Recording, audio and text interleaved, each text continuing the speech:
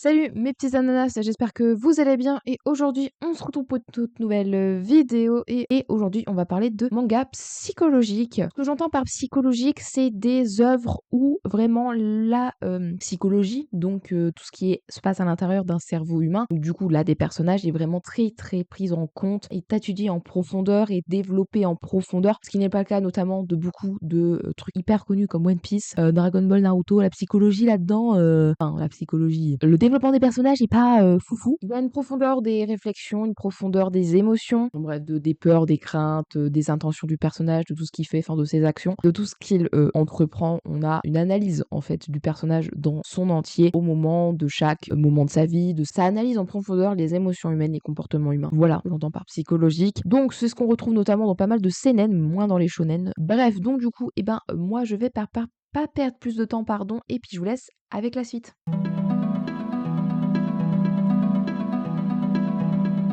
Alors, ce qu'on va faire, c'est que je vais faire comme que ce que j'avais fait dans la vidéo des animés et mangas de sport. Je vais un animé, un manga, un animé, un manga. Donc, je vais vous présenter tous les mangas, mais pour ceux qui ont un animé, je vais vous parler de l'animé. Je pense qu'on va commencer par un qui a été adapté en animé, mais qui n'a pas beaucoup été adapté en animé. Donc, il s'appelle Tomodachi Game, donc Friends Games, la version hors Japon. C'est sorti au Japon en 2014 et en 2016 en France et c'est chez Soleil Manga. Le scénario est fait par Yamaguchi Mikoto et les dessins par Sato Yuki. Le manga est toujours actuellement en cours. Ça a pour genre drame, mystère, psychologique et pour thème jeu et mensonge. Et comme je vous ai dit, celui-là a été adapté en animé il n'y a qu'une seule saison, donc vous pouvez quand même lire le manga. Ça a été adapté en printemps 2022. C'est disponible sur Crunchyroll et ça comporte 12 épisodes. Yuuchi Katagiri est en deuxième année au lycée dans la même classe que ses amis Makoto Shibe, Shio Sawaragi, Tenji Mikasa et Yutori Kokonogi. Yuuchi est un gros travailleur. En effet, pour collecter des fonds pour un voyage scolaire, il a cumulé plusieurs petits emplois et ainsi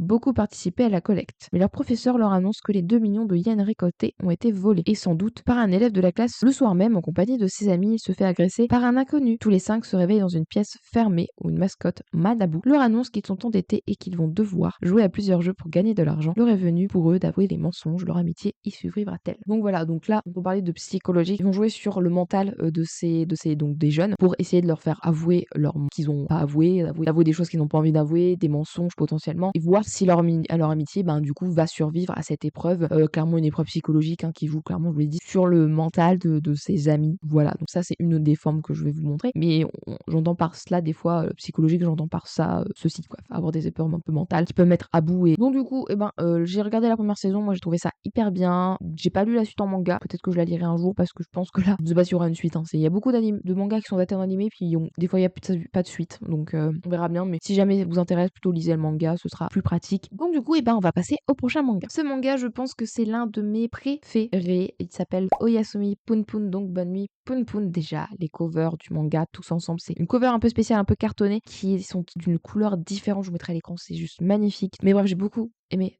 ce manga, qui est un manga donc de type seinen, écrit par Inyo Asano. Donc c'est sorti en 2007 au Japon, en 2012 en France chez Kana. Il y a 13 tomes et c'est donc fini. Ça a pour genre comédie, drame, psychologique et slice of life et pour thème l'apprentissage. Punpun est un enfant banal qui mène une vie des plus banales. Mais un jour arrive et sa vie ainsi que celle de sa famille proche bascule soudainement. À la suite d'une virulente dispute conjugale, le père de Punpun bat sa mère au point de l'envoyer à l'hôpital. En parallèle, le jeune homme fait la rencontre de Aiko, nouvelle élève de sa classe qui semble déjà l'intéresser tout particulièrement. Véritable ode à la vie de tous les jours d'un adolescent et de sa bande de potes. Bonne nuit Punpun, dernière œuvre en date de Inyo Asano, aussi entre le drame et le comique et raconte les péripéties à la fois particulières et bénignes d'un jeune homme en quête d'espoir. Voilà, vraiment ce manga est absolument incroyable. Donc on suit Punpun et en plus les designs sont vraiment hyper originaux au niveau de sa famille à Punpun, dans sa vie, et en fait on suit les péripéties de Punpun comme dans les meilleurs comme dans les plus sombres, parce que il a vécu vraiment des choses terribles dans sa vie, déjà notamment sa mère qui se fait battre. Pour lui c'est un traumatisme,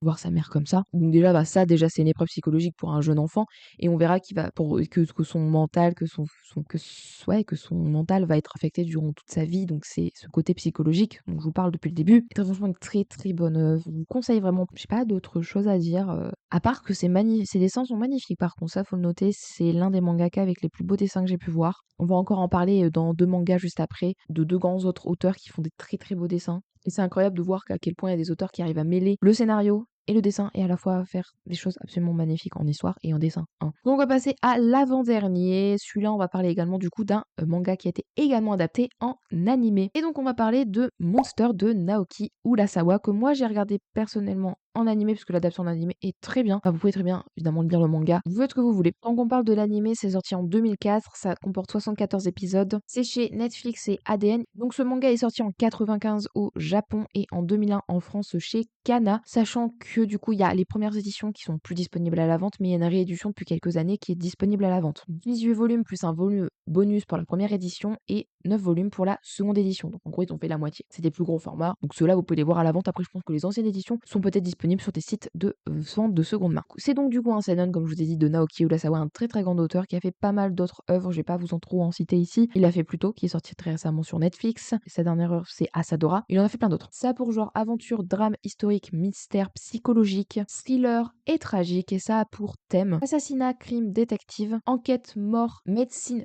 philosophie, police, traumatisme et voyage. L'histoire se déroule en Allemagne en 1986 à Düsseldorf. Kenzo Tenma, le personnage principal, est un jeune neurochirurgien très talentueux, destiné à une brillante carrière et fiancé à la fille du directeur de l'hôpital Eva N. Heinemann. Mais un jour, il refuse de soigner le maire et préfère soigner un garçon blessé d'une balle dans la tête. Sa sœur jumelle est aussi internée dans l'hôpital car elle est très choquée. Leurs parents adoptifs ont été assassinés sauvagement. Le garçon s'en sort mais le maire meurt, faute de soins. Tenma est alors rétrogradé par le directeur de l'hôpital et Eva le quitte. Peu de temps après, le garçon et sa sœur disparaissent. 9 ans plus tard, alors que Tenma est sur le point de devenir le directeur de l'hôpital, il est accusé de meurtres qui ont en fait été commis par Johan, ce jeune garçon de 11 ans qui l'avait sauvé. Dès lors, l'inspecteur Lung, un homme de caractère et de confiance, prend en charge l'enquête. Il poursuit Tenma sans relâche, tandis que ce dernier poursuit Johan, car Tenma, qui se demande s'il n'a pas sauvé un monstre, sait que les meurtres sont l'œuvre de son ancien patient. Donc encore, on va parler de psychologie là, parce qu'on va jouer sur le fait d'accuser Tenma, donc il va devoir supporter les médias et la police parce qu'il est accusé de choses qu'il n'a pas faites. Il y a sur la conscience aussi le fait d'avoir sauvé quelqu'un, d'avoir sauvé un meurtrier. Après, évidemment, quand il avait 9 ans, il ne peut pas savoir qu'il avait sauvé un meurtrier, que le gamin avait 9 ans. Et donc, une autre forme de psychologie, on voit un autre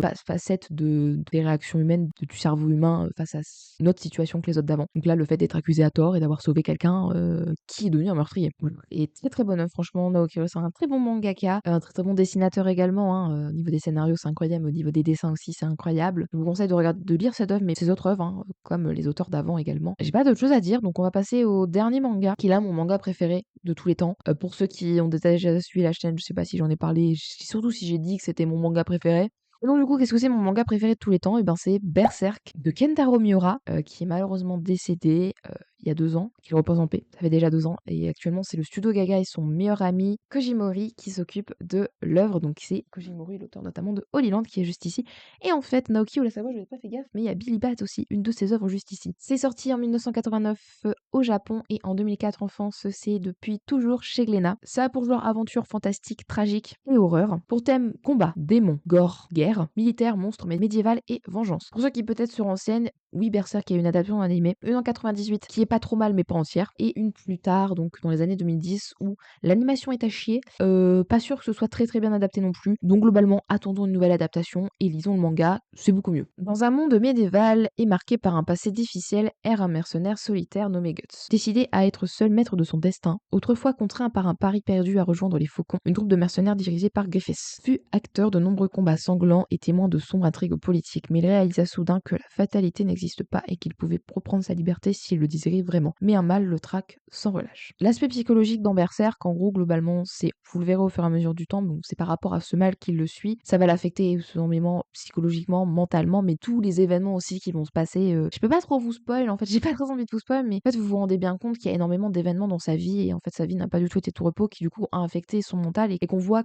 un aspect psychologique d'une vie hyper difficile et qui a commencé déjà hyper difficilement parce que il a pas connu sa mère et il est né dans des conditions un peu étranges. Pour ceux qui ont lu le manga, vous verrez, mais j'ai pas envie de vous dire, mais je me dis si je dis pas trop de détails, ça va, vous allez pas voir, mais comment dire que sa mère est morte déjà à sa naissance, donc il l'a pas connue. Tout au long de l'œuvre, on voit évoluer ce personnage, donc on voit l'évolution de Guts, on voit son développement, je vous en parlais, hein, il a un très très bon développement Guts, il évolue et on voit qu'au fur et à mesure du temps, il y a énormément de choses qui impactent également son mental, que ce soit physiquement aussi, ça l'impacte physiquement aussi, donc pour ceux qui ont lu le manga, vous verrez de quoi je parle. Pour ceux qui l'ont n'ont pas lu le manga, ce sera un petit peu abstrait, mais j'ai pas envie de vous spoil. C'est pas très sympa de vous spoil. J'essaie de trouver les mots juste pour vous faire comprendre, mais à la fois pas vous spoil non plus. Très très bon manga. Manga préféré. Lisez Berserk. Si c'était à 24 minutes de vidéo, je m'attendais pas du tout à autant parler. Mais en même temps, je parle d'œuvres que j'adore, donc forcément que je blablate pour rien dire. Donc du coup, c'est la fin de cette vidéo. Lisez Berserk, Poon Poon, Monster et Tomodachi Game. Et ce sera tout pour moi. Donc voilà, c'est déjà la fin de cette vidéo. J'espère qu'elle vous aura plu. Si jamais vous avez d'autres recommandations d'animés et de mangas psychologiques, n'hésitez pas à me le dire en commentaire. N'hésitez pas à aller voir toutes les vidéos où je présente des mangas et des animés en haut.